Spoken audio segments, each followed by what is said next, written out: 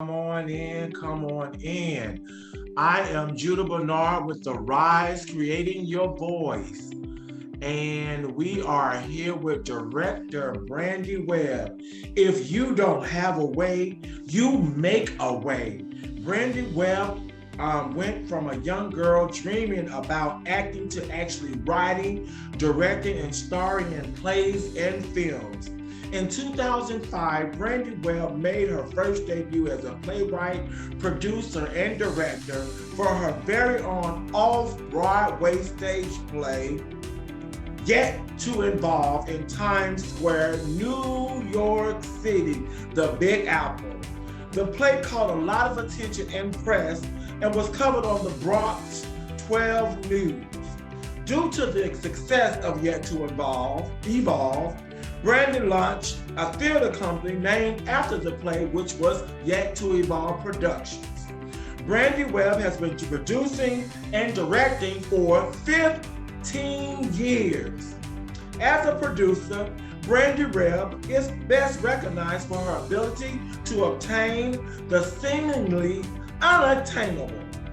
With an ambitious nature and an outside of the box mentality. Sounds a lot like me.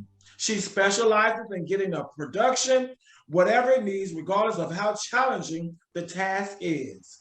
Ms. Webb's production tasks are completed quickly, yet efficiently, and her professional manner holds her in an organized and reliable light.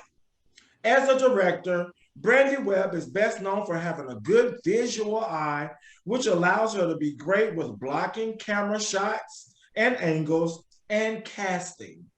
She is exceptionally able to analyze and see what's necessary for bringing a vision to life and capturing it on stage as well as on camera. For Miss Webb, and I do apologize, professionalism is everything.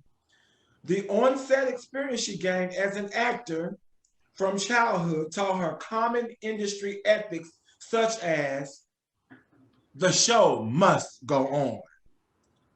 Never be late or absent. Be prepared off book and respect your director. Have manifested into Brandi Webb's producing and directing career.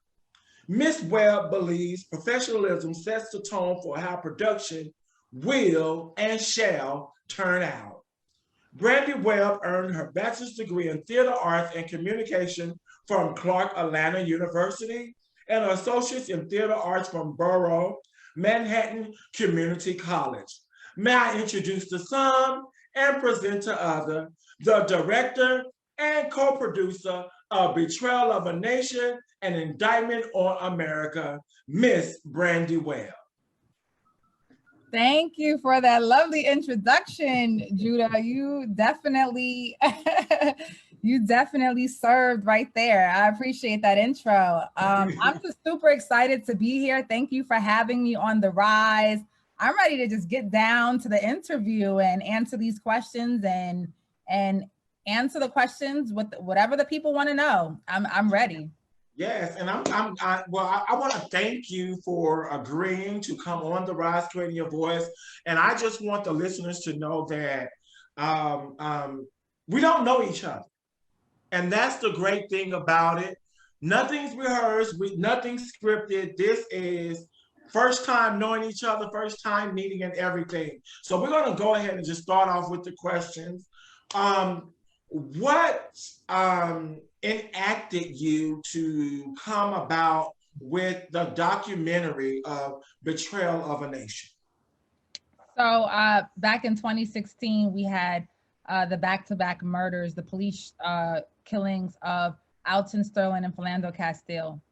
And for me, that was a breaking point because we had already previously gone through the death of Eric Garner, and before that, Trayvon Martin and Tamir Rice. And it was just enough. It got to the point where enough was enough. And for us to be able to see on social media Philando Castile's death, that actually really did something to me. And it got to the point where I was just like, what can we do about it? And I was in my apartment with a friend who ended up becoming the co-writer of the treatment for betrayal of a nation. And we just started talking about how the government was to blame and how we needed to really figure out how do we hold the government accountable.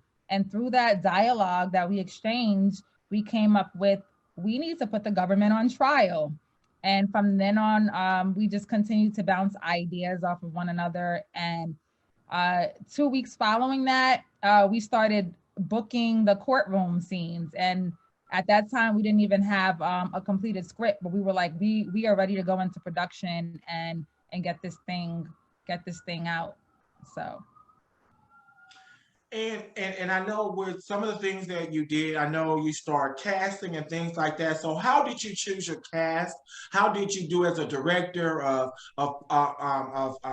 choosing the places to shoot at and things like that too as well? So we chose the cast by holding traditional auditions. We also did some video submissions as well, which is something that in this our current day is pretty standard. Yeah. So we held auditions. We gave them the sides, which for those who don't know, audition sides are basically a piece of the script, so you can be able to get an idea of the character. The person auditioning can get an idea of the character that they have to convey. And so we held auditions, and we wanted to make sure that we picked people that could truly embody the characters that we had in mind. That was really important to us. And so I'm really happy and really pleased with the cast that we ended up with. I think that they are phenomenal. And I'm just really grateful for us to have the cast that we had. Yeah, and then when it comes to the locations, we knew that we needed a courtroom. So we started looking into courtrooms in New York City, which is where we're based. And so that was that. And then when it came to the documentary elements of it, because the courtroom is the scripted things, the trial. And then we have the documentary, the interviews, where we interview people outside of the courtroom. And for that, we ended up, we had a location where you'll see a lot of the interviews have a white background. We wanted something that was pretty neutral, kind of uniform, have some kind of uniformity to it. And then other than that, it was really important for us to just go wherever the subjects were. So one of my favorite experiences throughout this documentary was going to Tulsa, Oklahoma to Black Wall Street. It's called the Greenwood District. Yes. And going out there and getting to interview people that are doing the work out there, that are residents as well, and a couple of them are descendants of residents that were in the Tulsa massacre. They say the Tulsa race riots, but we say it was a massacre. And two of those people are actually in the documentary as well. And so that was a great experience, getting to go there to interview people. And yeah, so we just that's pretty much how we chose our locations and everything. That definitely sounds amazing, being that you have some good, it seems like you have some good footage there. I know people are just waiting to hear when it premieres and things like that. So tell us some of the things about the premiere and when it launches and things like that too as well, for those who need to know. I hear a date coming out, so go ahead and let them know. Yeah, so Betrayal of a Nation is premiering on February 26th. Yes. And I'm so excited because, Judah, this was a long 4-year journey. Yes. This started in 2016. And so I'm really excited to have it done and to be able to bring it to the people. We started out putting our own money up front into making this happen. And then the project was halted for a while because we ran out of funds, and we had to fundraise, and we had a whole GoFundMe campaign. And we were blessed to have people donate funds because they really wanted to see this project happen. And with that, we were able to complete this film. And here we are now in 2021, ready to show it to everyone. So February 26th is the premiere.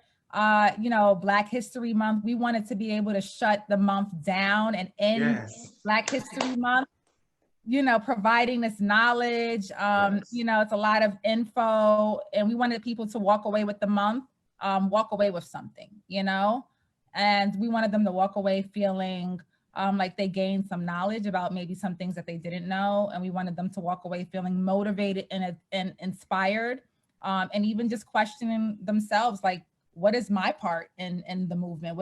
Everybody has a role to play, whether you're a filmmaker, whether you're doing music or visual art for the movement and everything. So yes, February 26th, we are currently taking pre-orders right now. If you would like to get, if you choose to pre-order, there's a promo code. It is BON 2021. That will get you 15% off. And that is for pre-order sales. So, and that coupon expires on February 24th. And where can they pre-order at? Is there a certain website or? Yes, that is betrayalanation.com. You see how easy that was? Betrayalanation.com. Go to betrayalanation.com, and that will actually be put in the comment box right now, so people will know where to go.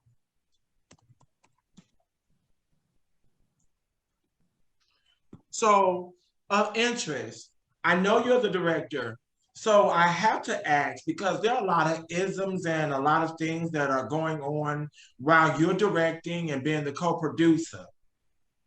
Now I have to go a little bit deeper.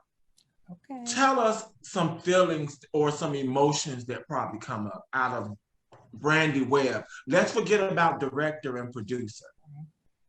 Let's see how Brandi Webb felt about it. About producing this film? Yes. So now let's take producer and director. Let's talk to Brandi Webb. Okay. So Brandi Webb, some emotions throughout the 4-year journey. Brandi Webb sacrificed a lot to produce this film. She sacrificed a social life, and she sacrificed a lot. Honestly, there wasn't a lot of quality time, I'll say, spent with loved ones as I would have liked to. And so that was an emotional part for me, because I delved so deep into the subject matter of the documentary that I really felt like I didn't exist outside of the documentary for a large portion of the 4 years. And so,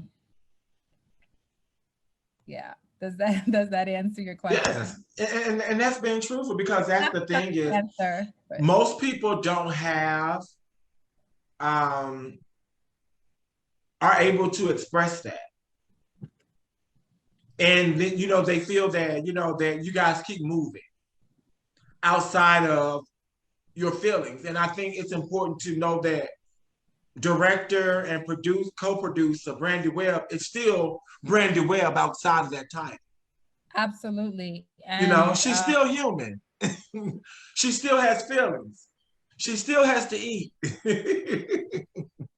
So her life still goes on. And thank you for that. And thank you for your vulnerability too, as well as answering that question.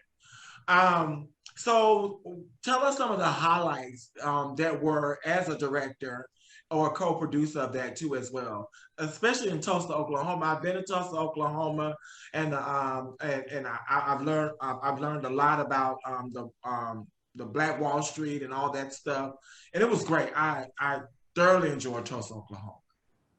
Yeah, absolutely. That was definitely one of the highlights, because I've heard for many years about Black Wall Street, but I never imagined that I would actually find myself there. And when I delve into this documentary, and when a press release went out back in 2018 about the film, and someone reached out to me, Dr. Tiffany Crutcher, the twin sister of Terrence Crutcher, And she was like, I heard you are doing a documentary about my hometown. And she said, you know, you can't talk about us without coming out here. And I was, yes, Wow. and I was like, say no more, I'm coming. Yeah. And I came out there, and she showed me around. She introduced me to wonderful people. And so those relationships, you know, from Black Wall Street, as well as throughout the entirety of the documentary, the relationships that I formed with individuals, for me, is a highlight. And being in Black Wall Street, just to be there on that soil, that historical soil where, you know, our ancestors are still buried till this day. That just meant so much. And to see this area of what was once 35 square blocks, square miles, to be on that soil and to say we had our own, we had our own businesses, whether you were a dentist, whether, you know, you had your own limousine service, we had it, like we did it. And it was really inspiring for me. And it just made me feel like if we did it once, like that's in our DNA. So yes, we could I'm sorry, can I say damn on here? Yes, of course. we could damn sure do it again. Yes, we can. So it was really inspiring for me. And I have to say that hands down is the #1 highlight of this experience. So that, and then the wonderful relationships that I built with individuals that, you know, became my friends as a result of this production. Right. And I think for me, well, let me rephrase that, because I know in reading it, it said 18 crimes committed against Black, brown citizens. Why only 18? So, well, it's still a film, and okay. The film was actually it's 2 hours already. Right. Okay, so we all know that this could go on. The list could go on and on. And yes, on. It can. Yes, it can. But we had to cap it somewhere, so we tried to put the main ones. Right. And what we did was we took every subject that is discussed in the documentary. We said, what are charges that would fit the crime that was committed here? Right. And it came out to a total of 18. Okay. Understood. Because I know there are so many other committed crimes, and we still have yet to, you know, decipher between those crimes. But I know you probably categorize them into more conducive to look at that 2-hour window too as well. Now let's talk about that 6-part series that you're doing, and you just did some things with mass incarceration, and now you're having one on this Tuesday, which will be the 5th part of the series. Let's have some conversation about that, or dialogue about that. Yeah, absolutely. So we started a 6-part series called Betrayal of a Nation. The Constitution is null and void. And, you know, we're on part 5 right now. So we have one more part left of the series. And we wanted the series to lead up to the premiere of the film. So we have panelists coming on talking about all sorts of topics. And the topics all surround the documentary, the things that are discussed in the documentary. But the difference between the documentary itself and the panel discussions is that topics are broad. And so you can't discuss everything. So things that weren't discussed in the documentary, I decided to have discussed on the panels. And so we talked about the Tuskegee experiment, and we tied that into what's happening right now, the COVID-19 vaccine. Why is it that the Black community has such a mistrust of government? And so that was one of the panel discussions. And we talked about mass incarceration, which also is a broad topic, but we talked about the cash bail system, as well as what does cash bail reform look like right now, what's happening with it. Here in New York City, our Governor Cuomo tries to basically roll back cash bail. So that had, been an ongoing fight. And yeah, and then now we have police brutality coming up tomorrow night at 8 p.m. Eastern. We usually go for about an hour long, so 8 p.m. to 9 p.m. Eastern. And I'm looking forward to it. And I will also post the flyer. I haven't posted it yet, but I will post it tonight on my Instagram page, which I'll give towards the end of the show when it's time to give social. So make sure you, because it's good information. And I think, you know what, I need to stop saying I think. I know we need to have more conversation around this information because it's happening too infrequent. And where we're not having this conversation and where this conversation is not being in households. Just like Tide and many other household name brand things, this needs to be a brand that's going on and on and on and having this conversation. So the more it's talked about, the more people can understand that something needs to be done about it. Absolutely. So definitely start making this part of your conversation in your household because these are things we need to talk about. So we're going to go to the audience and actually see if anyone have any questions for our special guest, Director Brandi Webb. Any questions? And while they're waiting, I know you said that this took 4 years. So in this 4-year process, knowing that the baby is about to be birthed, how do you feel as a proud director, co-producer, and just this is about to be birthed, the Betrayal of a Nation, and it's coming to live form. What's this feeling like? What is this anticipation? It feels super exciting.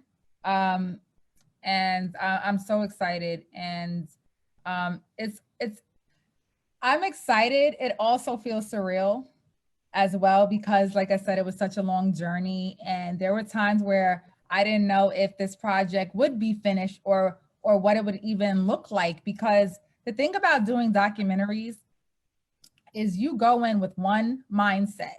You say, you have your whole treatment. You say, I want this to happen and then that to happen, right? But the documentary creates itself. You go in there with one direction and it'll take its own turn. And so that happened. And when I look at where things started and where they are now, I'm just like, wow, like, look at God, because I never could have told you in the very beginning that it was going to come out the way that it did, the way that because everything was compartmentalized, meaning the courtroom scripted scenes were filmed, in 1 year.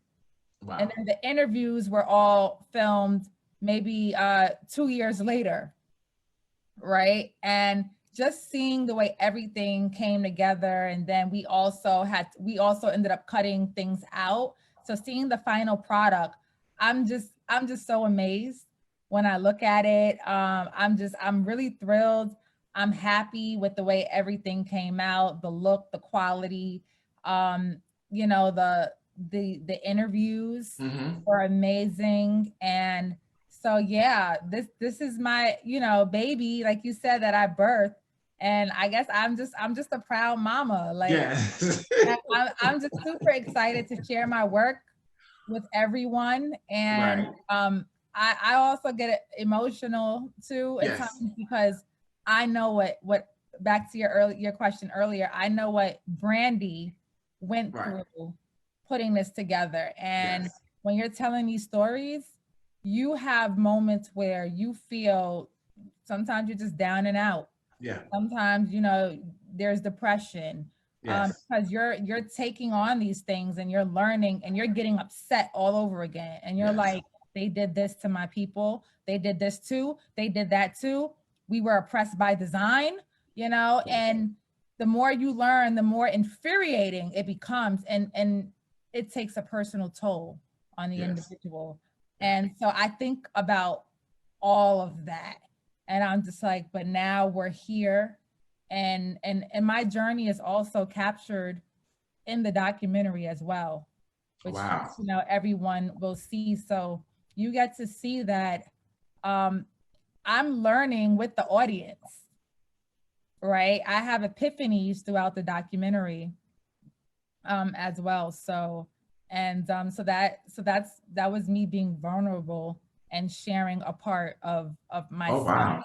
So I didn't want to just give people this knowledge and entertain people with courtroom scenes as well, but Right. I wanted to share my own journey of how this came to be and what I went through during different parts of the documentary. So I've incorporated that because I believe that I am the average person, Mm-hmm. you know, and I feel like if they can see what I went through, because I know other people experience the same things that I've experienced, you know, especially when you're feeling like, dag, all these things are happening. I Mm-hmm. want to be involved, but I don't know what to do. So I'm a tweet about it, but then what am I gonna do? Right. What's next? Right. Right. What's next? And that was me. That's how I felt. And until I decided to do something, which for me, that was tell the story and make a film about it. Right. For someone else, that'll be something different. So I really wanted to inspire people by showing them my journey of what I went through, and that there were things that I learned. I didn't go into this documentary knowing everything about my history. I knew the gist of it. I knew things here and there, but I didn't know all the intricacies of the way the government, you know, involved themselves in our issues. And so I learned that throughout the process of the documentary. And so I feel like the viewer gets to learn and go on that journey with me. I love it. I love it. Now we have questions. How do you feel that this documentary will be received by the Black and Brown audience? I think that they are going to love it. I think that the Black and Brown audience, for them, Betrayal of a Nation it's a front row seat at having their pain acknowledged, right? And seeing what government accountability looks like, because we have yet to really see that in real life. And so when you're watching, you get to feel like, oh yeah, they did that to us. They did this to us too. But there's charges there. Mm. So you get to feel like, okay, there's something being done. And at least if we can't have that in real life yet, then let us have our movie, right? And sometimes, what's the saying? Art imitates life. And so maybe we'll see that in real life eventually. Maybe it'll spark something else. Who knows? But you got to start with the idea first, right? Yes. And see that something could be possible in order to move forward and plan and organize. And the next question is, do you feel Betrayal of a Nation should be shown in schools? Absolutely. This is definitely an educational piece. You know, I'm also, so I'm a director, but I moonlight as a substitute teacher. And so, and so. I like how you said that, you moonlight. Yes, and so I have worked with children from 3K all the way up to high school. And, you know, when I'm dealing with children, especially the older ones, I like to pick their brains and ask them questions like, so how do you feel about what's going on today? Or how do you feel about the recent shooting? And, you know, I want to make them think. And I want to know what they know and what they don't know. And a lot of them, the ones that I have questioned, they seem to have a really nonchalant demeanor or attitude towards the things that are happening. It's almost as if they just want to act as if it doesn't exist. And a lot of them don't know the history. You would be so surprised to see how many children do not understand history in America, which is Black history. But Black history is American history, right? And so I feel like the children, they need to learn this. They need to learn their history because, as cliche as it sounds, you don't know your future until you know your past. So you don't know where you're going until you understand where you came from. And so I definitely think this needs to be in schools. I feel like this is a project that can be used as a part of the curriculum for teachers that are teaching these things. And I think it could be in schools as well as universities.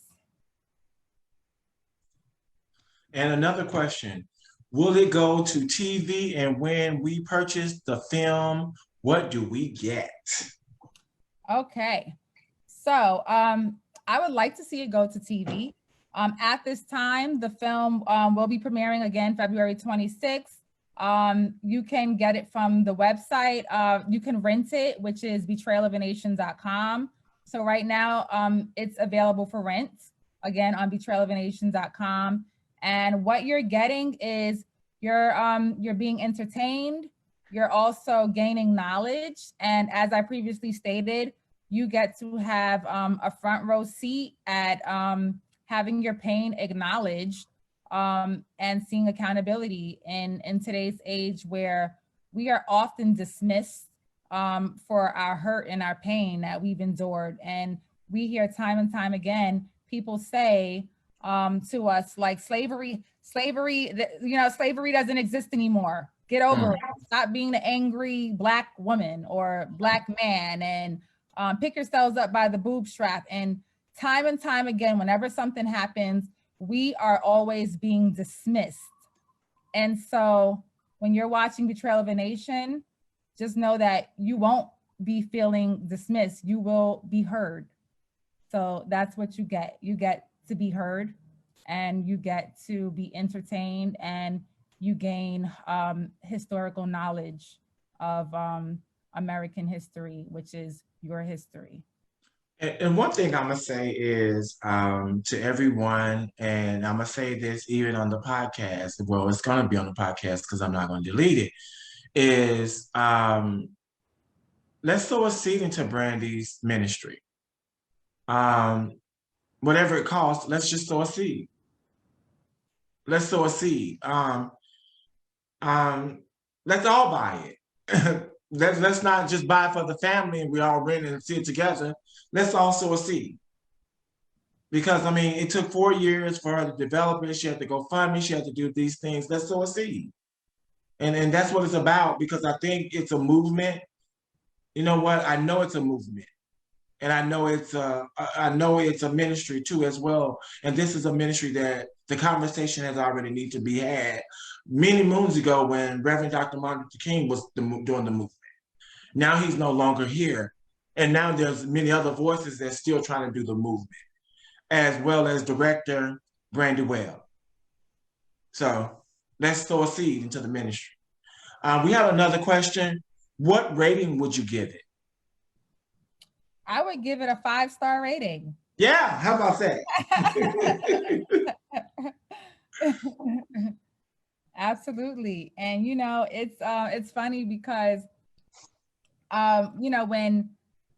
so I've worked on this film, like I've had my hands in it in every inch, month after month after month after month, right? Because we're a small crew, so I had to wear many hats. I'm director Brandi Webb, but I'm also an independent filmmaker at heart, which means I get down to and dirty to do whatever the task is that's needed for the production. Yes. Right? Whether I'm my own office assistant, whether it's I'm doing the editing, all that, right? And so, and everything. So, the funny thing is that when you're in it day in and day out, you start to get tired of your own work because you're like, I done seen it so many times. So now I don't even know how other people are going to perceive it. And so I had to leave it alone for like 2 months. I hadn't looked at it. And then I said, okay, I need to watch it again. And so I sat back and I watched it with, as I say, fresh eyes. Mhm. And I was sitting there and I was like, oh my God. Oh, like I was so excited. And I was just like, wow, look at God. Like God, I have this thing where I don't feel like I do my work, meaning I feel like God does it. Right. I've always felt that way. I feel like I said, you go in thinking things are going to be one way, but they come out another way. And I always said, I feel like God uses us as the vessel. Yes. He channels me and he puts out the message that he wants to be put out.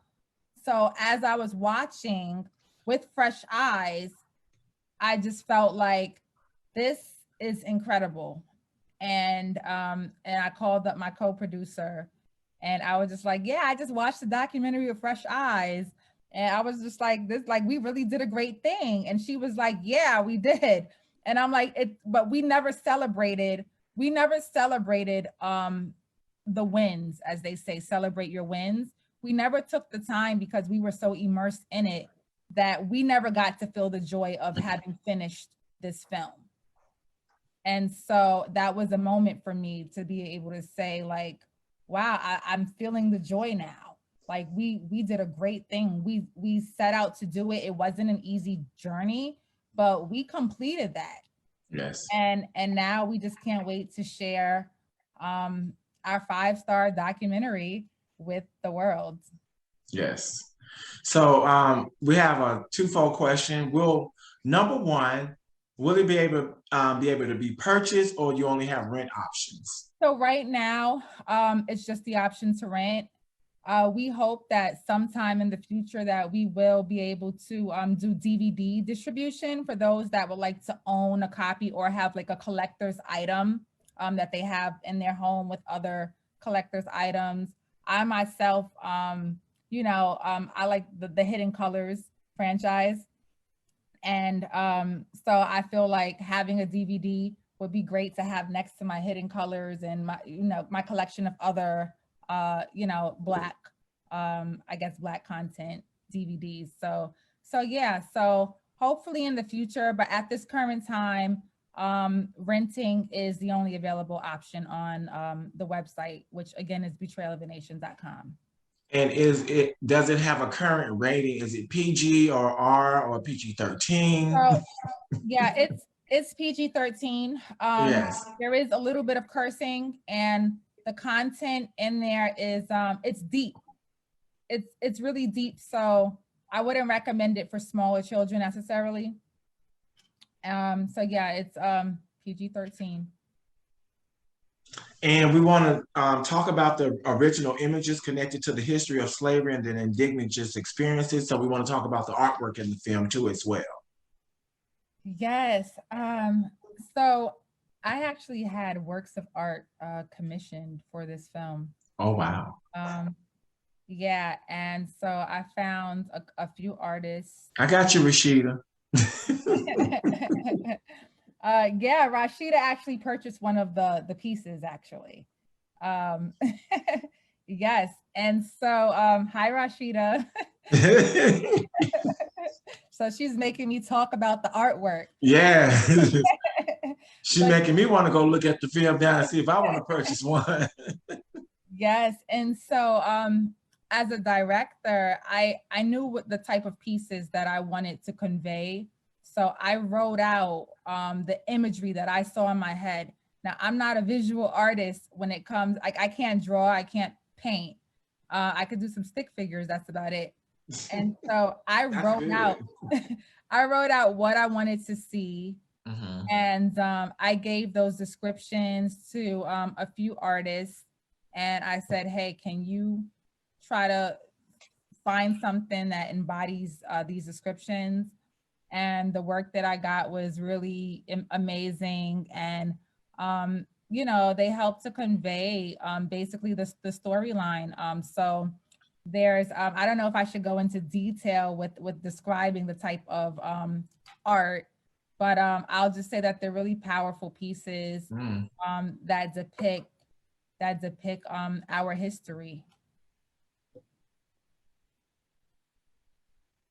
All right. So I know people are waiting to hear your Instagram, your Facebook, your Betrayal of a Nation website. Tell them where they can actually find Director Brandi Webb. I am Brandi Webb on Instagram. Keep it going. Yes. If you want to follow me directly, then it is I am Brandi Webb on Instagram, as well as Facebook. And if you want to follow the film, the documentary, which I highly recommend you do that, that would be Betrayal of a Nation. It's Betrayal of a Nation on Facebook, and it's the little @ symbol Betrayal of a Nation on Instagram. And again, the website is betrayalofanation.com, and that is where you can pre-order and rent your Betrayal of a Nation copy of the film. This was great, Judah. Thank you so much. Like I really enjoyed this interview. No, are you going to have like a small little watch party, or are you going to have a premiere party or a premiere of the premiere, or? Yeah, we're actually working on a cast and crew premiere at this time because we think that it's really important for those that were involved on the project. Did that mean Judah get an invite? Yeah, yes, Judah gets an invite. Yes. And so we're working on that. So it'll be a private premiere. But I like private events. And we're thinking about doing a watch party event where since it launches on the 26th, that weekend, we may have like a Zoom event or something, maybe a Facebook Live, where it'll probably be Zoom, so there could be engagement, and yes. People could just say what they thought about the film, and we'll open that up to the public. So yes, we're considering that, and all updates will be on social media. So if we do the public watch party event, where after you rent the film and watch on your own, you can come to the watch party and engage with us. So we'll post that on the Instagram and Facebook pages once we decide to go that route. Yeah, and that's an interesting thing, because I think feedback is important, and also comments too as well. I think with Betrayal of a Nation, and even on the website, to definitely put comments. We definitely want to. Who are some of the film?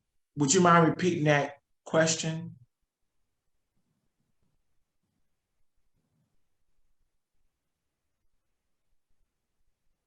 I don't know what they meant by that. Who are some of the film? Does he mean people who's involved with the film, or the cast members? James, can you clarify that question, please? That's my father. Oh, okay. Sir James. That's Pastor Sims. Oh, yes, Pastor. So, no. Yes.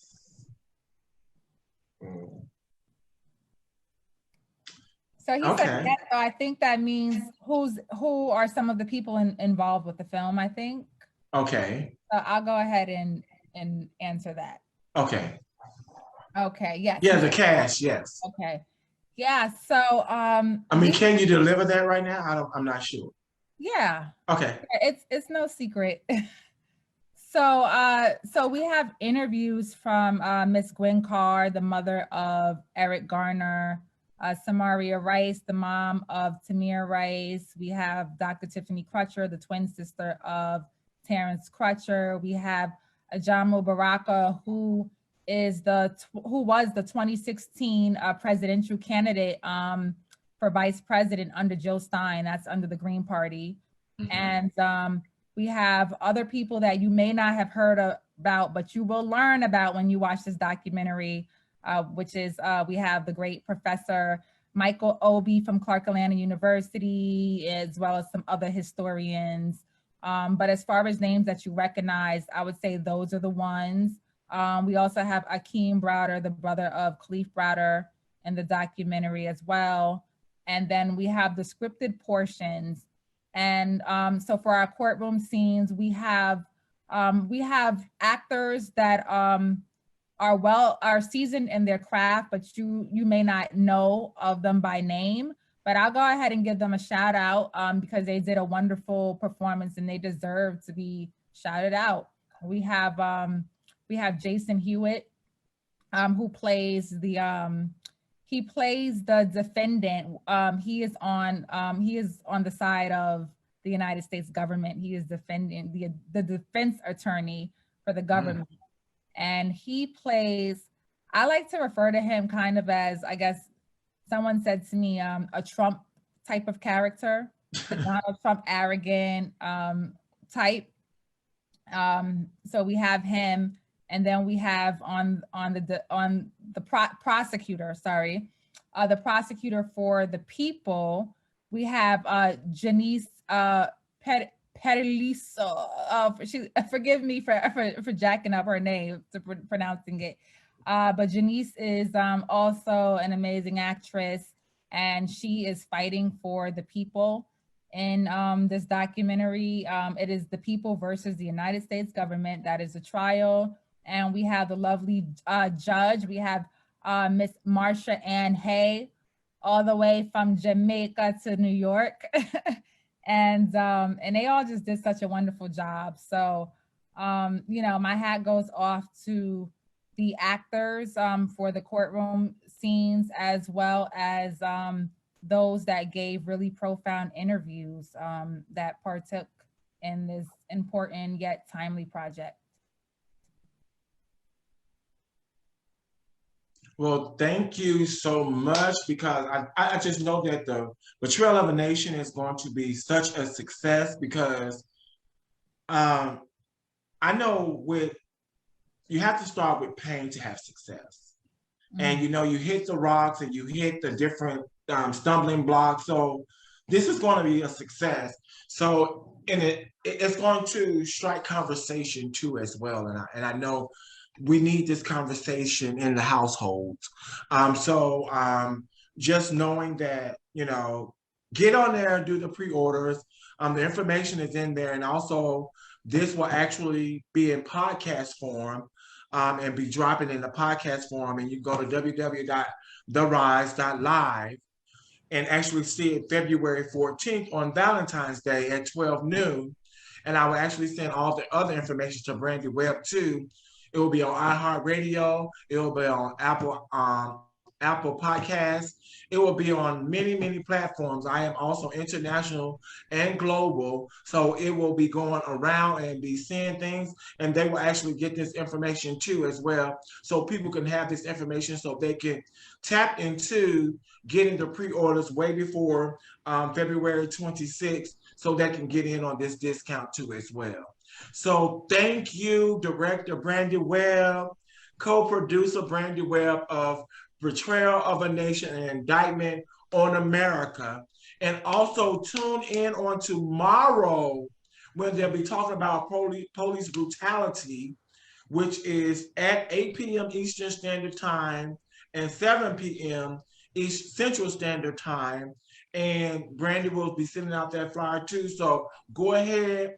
Make sure you like, subscribe. I am Brandi Webb on Instagram, and that's on her Facebook too. So you can be getting those messages. But also go into Facebook group and like Betrayal of a Nation, and so they can let you in, and you can become part of that talk group too as well. So are there any other questions before we leave here? And I say my spiel. If you don't know that we send out motivational texts every Wednesday, you can text The Rise, that's all one word behind me, The Rise to 844-452-4110. That's 844-452-4110. And also, as we leave every situation, we tell you to tell a friend, tell a foe, tell your spouse, Heck, tell everyone. We'll see you on the next podcast, which will be the Property Warrior. We'll be interviewing her on Presidential Day, so it'll be a presidential happy hour with the Presidential Warrior. And also, we'll be doing an interview, which we talk about move on with the guys. We'll talk about moving forward with season 2. And we're moving on with a mental health advocate. And also, he's a clean cut, Clinton, Maryland, and he's Eric Clean Cut Dixon, and he's a barber stylist as well. So we want to keep moving forward towards the prize, and also having conversation each and every day. Once again, I am Judah Bernard, not only the Wisdom Dialoguer, but the Motivational Warrior of the Rise Creating Your Voice podcast. We're looking forward to you coming and joining us on all social platforms. Goodbye, link, and subscribe. All right? Bye.